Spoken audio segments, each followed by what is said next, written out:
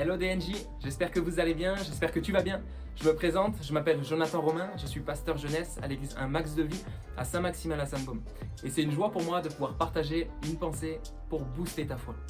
Est-ce que ça t'est déjà arrivé de te cogner le pied dans un meuble? Moi je me rappelle, j'avais 10-11 ans, je m'étais cogné l'orteil dans un meuble, résultat, pied cassé, et j'ai boité pendant de nombreux jours, nombreuses semaines. Nous, dans notre vie chrétienne, dans notre marche avec Jésus, nous ne sommes pas appelés à nous cogner les pieds et que notre marche soit handicapée, mais nous sommes appelés à y voir clair pour éviter de tomber dans les pièges de l'ennemi. Je ne sais pas si ça s'est déjà arrivé de te poser la question, Seigneur, comment faire pour marcher sans me tromper? Comment faire pour éviter les pièges de l'ennemi? Comment faire pour marcher d'une façon différente que ce monde marche? Je voudrais te partager simplement l'histoire d'un jeune dans la Bible, le jeune Samuel, qui va nous montrer comment faire pour marcher différemment. 1 Samuel, chapitre 3, verset 1er. Le jeune Samuel était au service de l'Éternel devant Élie. La parole de l'Éternel était rare à cette époque, les visions n'étaient pas fréquentes. Un jour, Élie, dont la vue commençait à faiblir et qui ne pouvait plus bien voir, était couché à sa place habituelle, dans sa chambre. La lampe de Dieu n'était pas encore éteinte et Samuel était couché dans le temple de l'Éternel où se trouvait l'arche de Dieu. Alors l'Éternel appela Samuel, il répondit « Me voici, me voici ». Tu connais bien « me voici ». Mais comment répondre si nous n'avons pas les oreilles ouvertes? Comment entendre la voix de Dieu si nous ne sommes pas réveillés? Le thème un peu de ma pensée, c'est être jeune et réveillé. Être jeune et réveillé.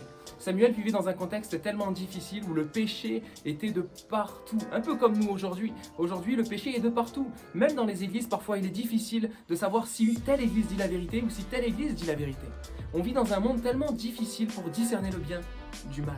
Et c'était le cas aussi pour le jeune Samuel. Il vivait dans un contexte très compliqué. Les jeunes chrétiens qui avaient autour de lui faisaient n'importe quoi. Et son chef de stage, son maître de stage, son pasteur, son leader, son mentor était lui aussi en train de s'éloigner de Dieu. Sa vue était en train d'affaiblir, de descendre. Il ne voyait plus les choses, il n'entendait plus Dieu lui parler. C'était vraiment l'image de son état spirituel.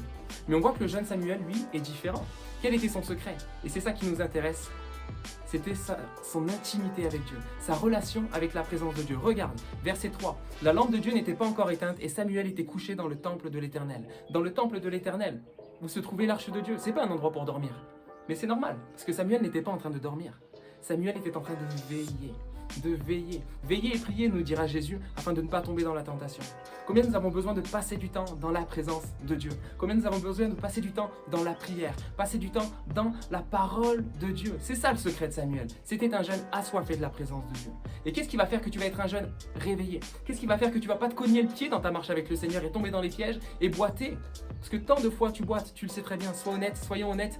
Des fois dans notre vie avec Dieu, nous boitons, mais je crois que c'est possible d'avoir une marche ferme et de ne plus boiter et de ne plus tomber dans des pièges, mais d'être éclairé spirituellement parlant. Il n'y a pas de secret, nous devons passer du temps dans la présence de Dieu. Nous devons prier davantage. Peut-être il y a un défi pour toi, peut-être qu'il faut que tu te lèves un peu plus tôt le matin pour chercher Dieu, peut-être 10 minutes en plus, 20 minutes en plus, progresser, que tes progrès soient évidents pour tous.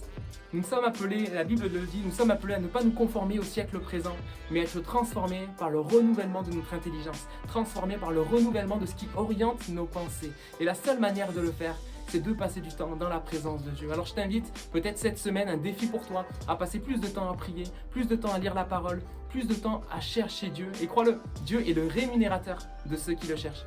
Alors je t'invite à chercher Dieu cette semaine plus qu'à ton habitude et tu vas voir que tu seras un jeune différent, tu seras un jeune éclairé et tu ne vas plus tomber dans les pièges auxquels tu tombais hier. Ça va être une journée différente demain, une semaine différente, une semaine éclairée. Voilà, je te souhaite une bonne semaine et sois boosté.